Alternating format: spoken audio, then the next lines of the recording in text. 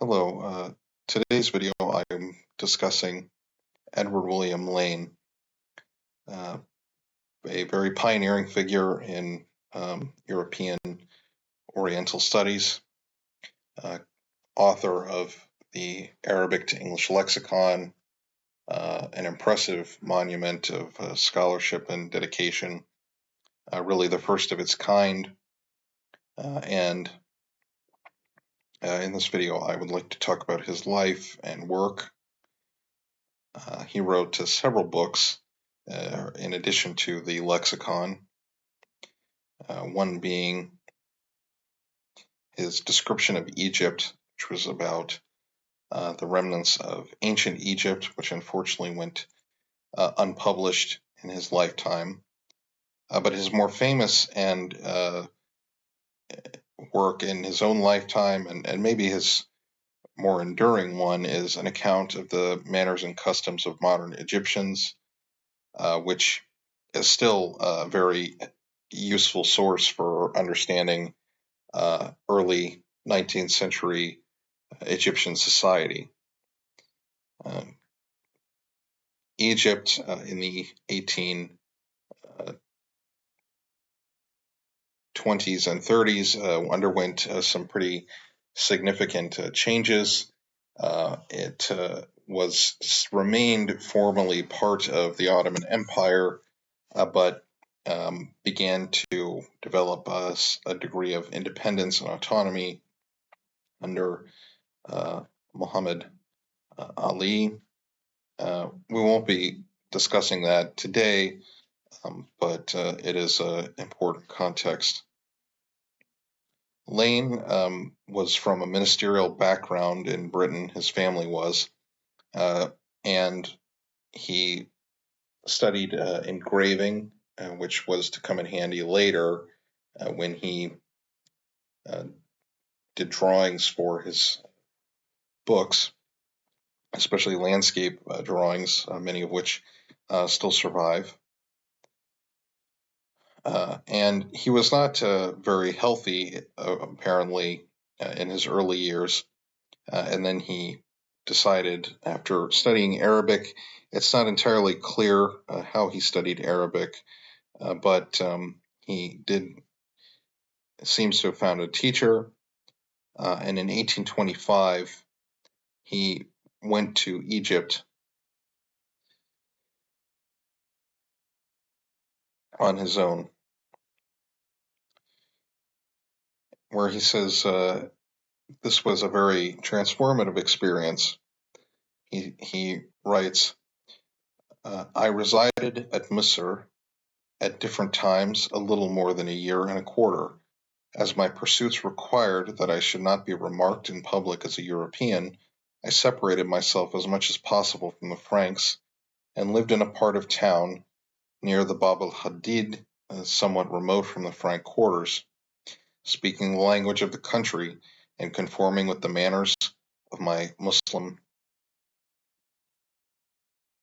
neighbors, renouncing knives and forks, which, till I saw the really delicate mode of eating with the fingers as practised in the East, I was rather averse from doing, and abstaining from wine and swine's flesh, both indeed loathsome to me, I was treated with respect and affability by all the natives with whom I had any intercourse. And it was in this way how Lane was able to really integrate himself into Egyptian society and observe things carefully. He took on a Turkish persona, which was common for European travelers at the time to kind of keep a low profile, not necessarily for any nefarious reasons, although they could be doing that, but rather just to kind of be able to go about their business. However, Lane does not seem to have known Turkish. It's not really clear if he did, but this was the persona or he kind of adopted. Although, as I mentioned previously, he did know Arabic. That's the language he primarily communicated in.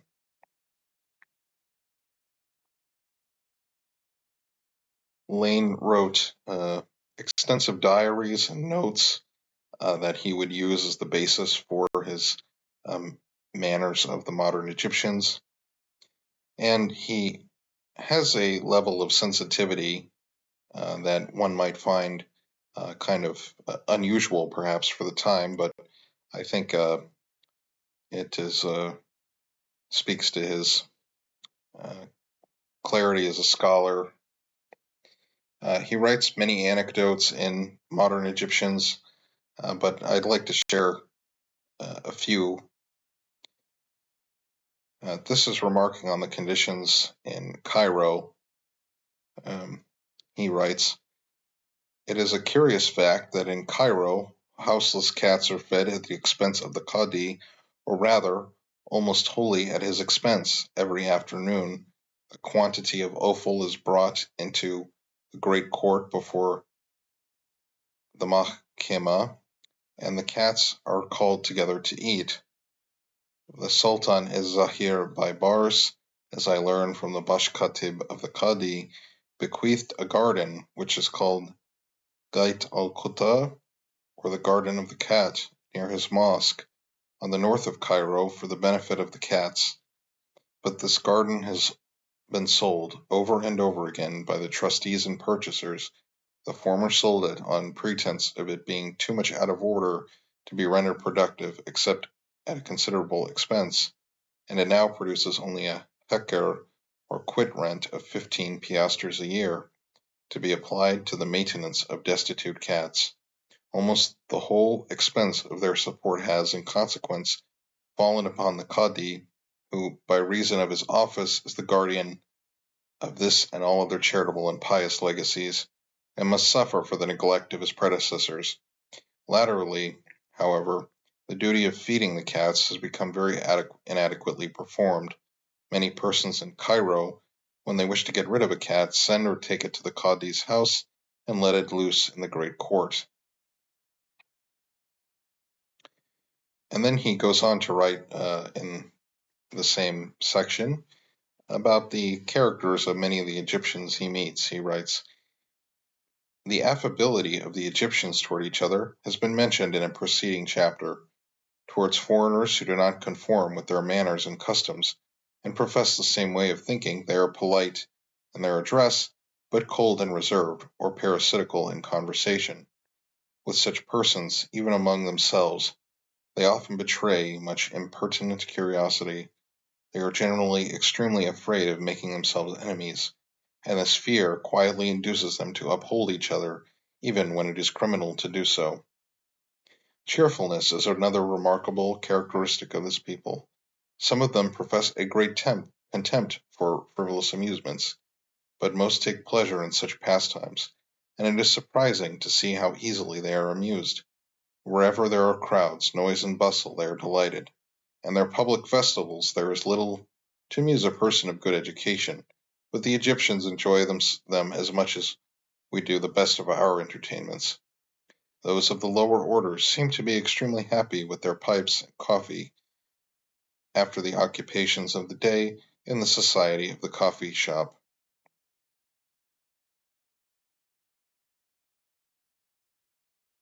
In addition to writing these things down that later made it into his Modern Egyptians, Lane kept extensive sketchbooks, and this came from his engraving career. And as I said, many of these still survive, and they're extremely vivid depictions of Egypt, and quite wonderful to look at. There's many of them online. In addition to the people of Egypt, Lane sketched ancient Egyptian monuments, and this was his a strong interest he had.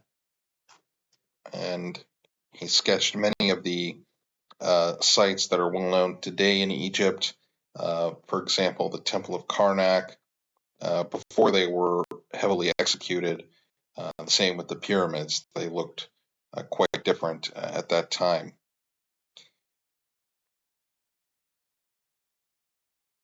Lane accomplished all of this in a 3-year journey in Egypt, really remarkable amount of material that he produced, and he returned to England in 1828, where he was accompanied by Nefse, who was a slave girl that he purchased and freed, who became his wife.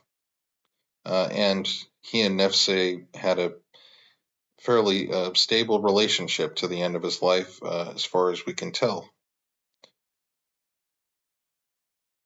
When he returned to England, he began writing his book, The Description of England, or Description of Egypt, I should say. And it, all told, it was 300,000 words with 200 illustrations. But unfortunately for Lane, as I alluded to in the beginning, the publication problems were immense, and delays mounted, and then it took so long that the publisher, John Murray, withdrew their agreement, and he did try to publish it with others, but these also fell through. Even though this book was never published, the Description of Egypt was a very monumental part of Lane's work, and it's unfortunate that it was not published in his lifetime. And compared to his Manners and Customs of Modern Egyptians, which was fairly successful, Modern Egyptians was not, as heavily worked on by Lane compared to Description of Egypt. And it's interesting to think maybe what would have happened for Lane career-wise if Description of Egypt had been published. Although there is a misconception, as Lane biographer Jason Thompson points out, that Modern Egyptians is not a reworking of Description of Egypt. They are still they are two completely different books.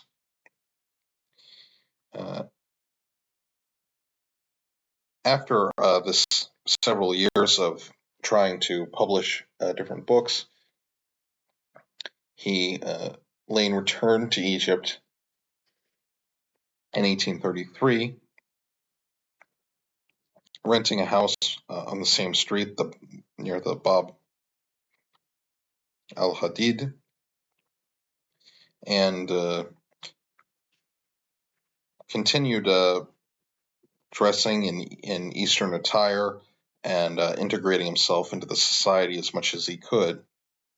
But this time he writes in a letter to a friend, quote, "I do not mean to be quite so much of a Turk this time as I was last. I eat my dinner without a fork, and I leave my shoes at the edge of the matting, but I do not mean to pretend to fast during the approaching Ramadan. I shall be more of a dervish."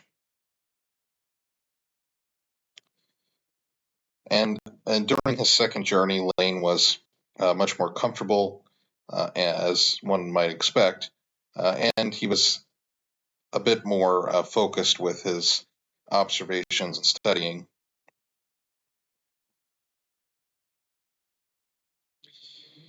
Compared to his first trip, there is more documentation about the details of his lifestyle there, despite, Lane in his first journey writing a lot about Egypt itself.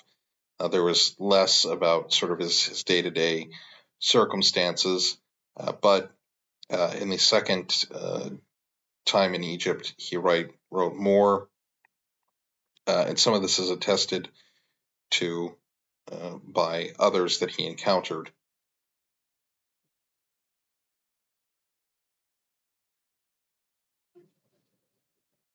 One principal source is the daily, basically expense account that Lane maintained, and it gives an idea of his diet during the second journey. For example, one receipt gives the list of items he bought when he was going from Cairo to Thebes, which lists camels for carrying luggage, money for hiring porters, 4 fowls, eggs, a coop for the fowls, a donkey hire, and some other items.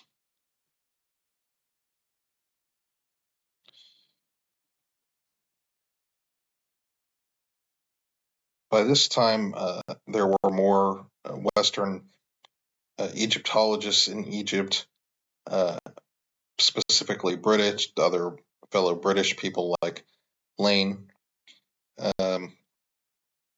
This included the British Consul General to Egypt, Henry Salt, Robert Hay, James Burton, Joseph Bonamy, and some others. And they established a sort of a scholarly network there, and many of them also, like Lane, engaged in kind of wearing Eastern attire and trying to be very embedded in the society. And Lane did have many Egyptian friends, and these were many of his important informants and also teachers. He had 2 Egyptian professors of Arabic and of the Islamic religion,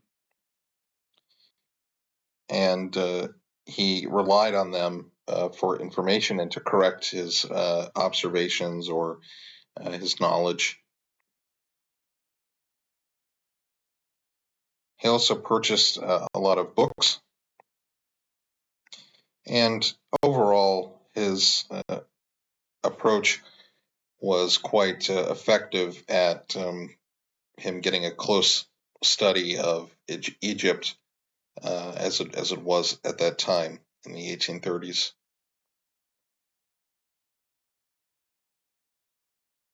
And it was the result of this, in fact, the second journey, that his account of the manners and customs of the modern Egyptians was published in 1836. It sold through the first printings within a few weeks, and as I've already mentioned, is still in print today.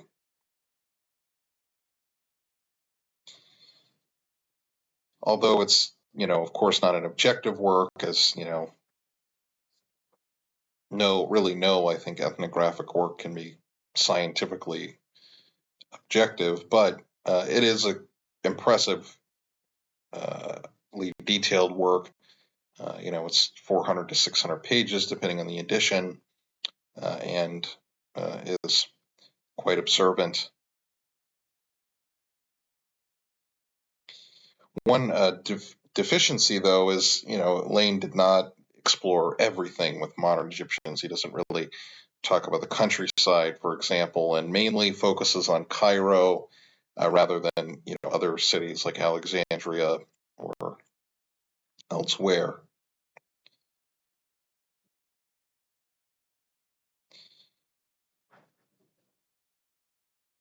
Following the publication of Modern Egyptians,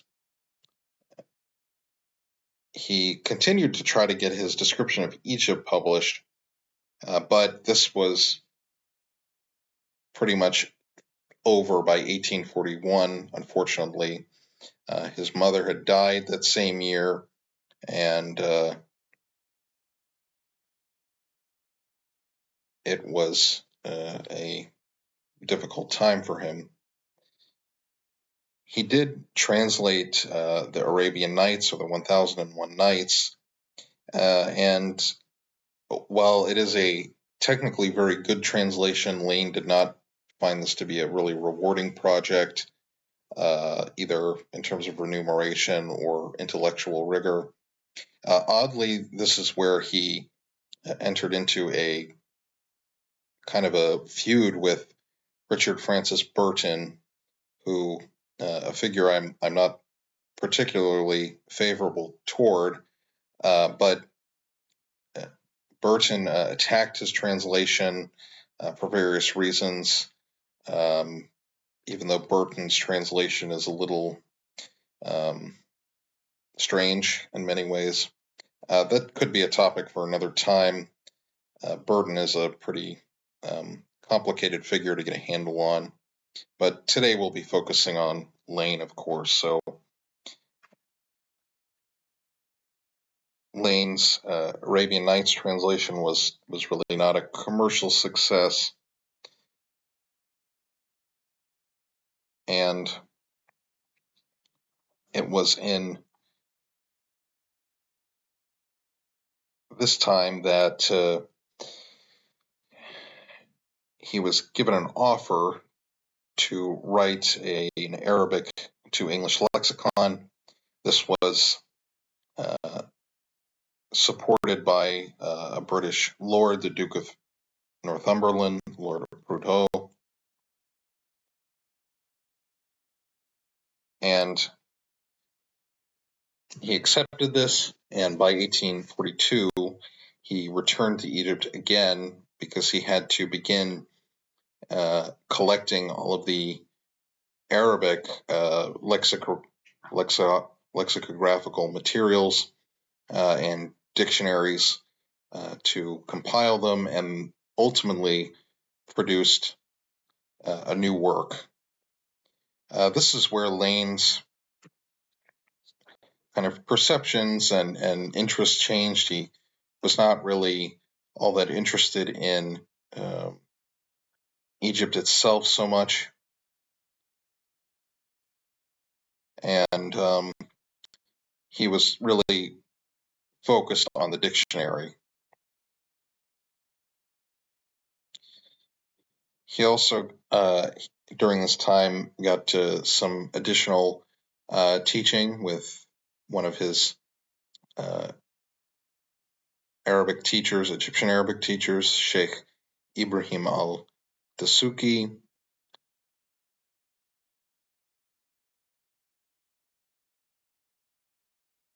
After several years in Egypt, he returned to England in 1849, where he moved to Worthing. And this is where he became very reclusive and only worked on the dictionary, his great project.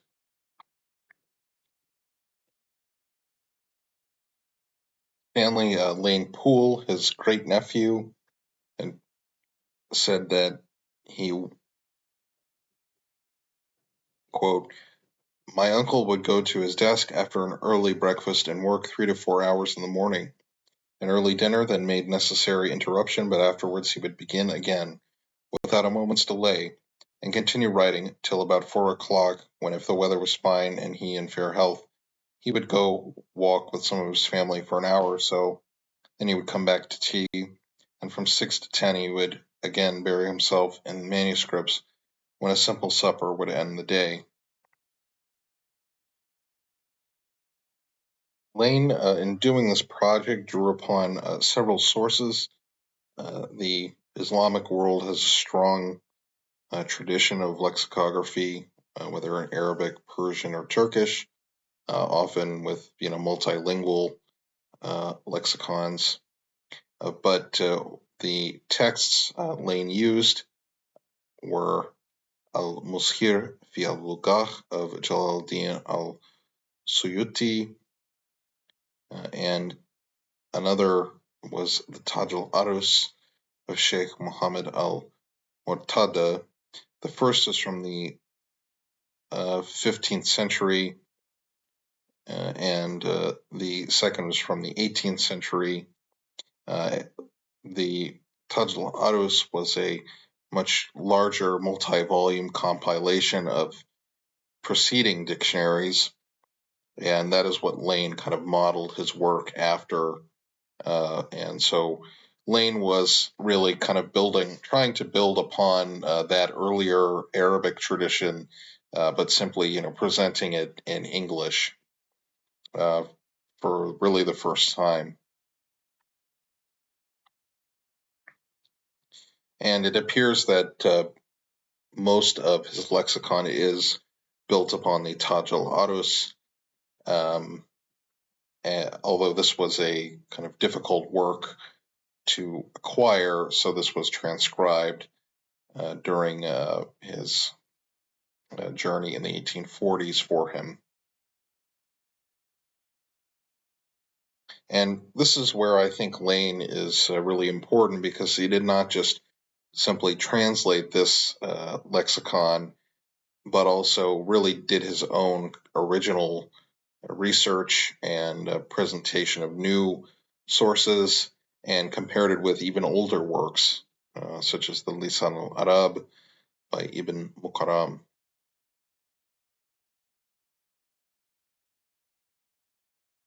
His dictionary project took many years, of course, and he did not complete it during his lifetime. When he died in August of 1876, he was at work on the sixth volume, and the remaining two volumes were completed by his great nephew and also Egyptologist in his own right, Stanley Lane Poole, who, as Jason Thompson writes, could not match the level of his great uncle. Lane had planned for another series of volumes for more unusual words, but Lane Poole, his nephew, did not complete this. Nevertheless, this is like one of the most important works of Orientalist scholarship, and I think really speaks to Lane's incredible dedication.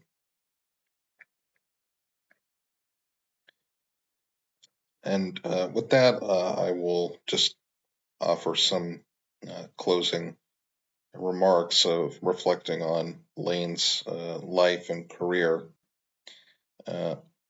Lane had really no institutional support until sort of the end of his life, when he was commissioned to write the lexicon.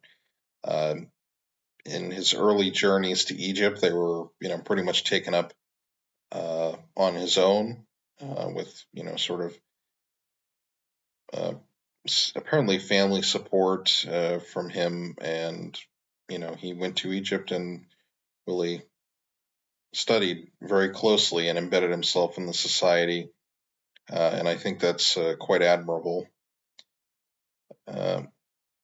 And I think his lexicon, in a way, kind of speaks for itself. I mean, it's still in print and still referenced. Even in my own courses, friends of mine reference Lane's lexicon frequently, and it's hard to sort of match that level of dedication. I think that Lane exhibited. I think much more could be said about Lane, but this video is meant to be a kind of introduction to his life. As I've mentioned many times, pretty much all of his books are still in print, or they're, and if not, you don't want to buy a modern copy, they're all freely available, well in the public domain now, on the Internet Archive. The other thing I'd like to mention here at the end is, Lane was not simply inventing something new. I think he was clearly building upon the kind of Arabic lexicographical tradition, and was deeply engaged with those scholars when he was writing his book, but was building on it and, adding his own ideas to it, which is, what a scholar should do. And I think that shows, the level of engagement many of these Orientalists had with the existing scholars in the region and the older texts, whatever we might think of the sort of ideological constraints these people operated in. Lane, in particular, I think knew the language and the texts very well that he was working with. And finally, in terms of if you want to learn more about Lane. The person to read is Jason Thompson, who wrote a great biography about Lane, not only about his life, but also the world he lived in and kind of the implications of his work. It's quite a nice tome, but an enjoyable read, published by American University of Cairo Press in 2010.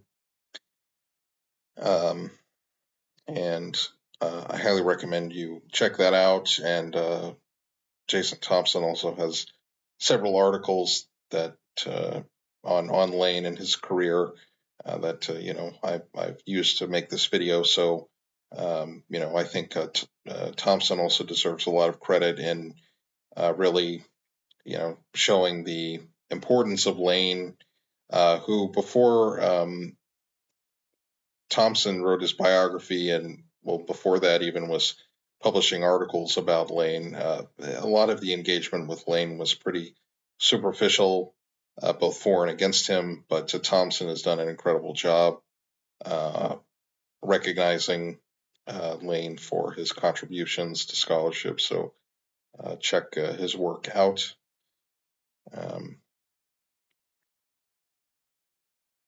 And lastly, when I discovered the biography of Lane, that's when I was living in Turkey, so I kind of could relate to Lane. I don't think I have his level of linguistic talents by any means, but it was sort of comforting to read about Lane's experience and, mine being kind of far from home and sort of isolated in some ways. So there's that as well. So anyway, thank you for watching this video. I hope you liked it, and I will speak to you in the next video.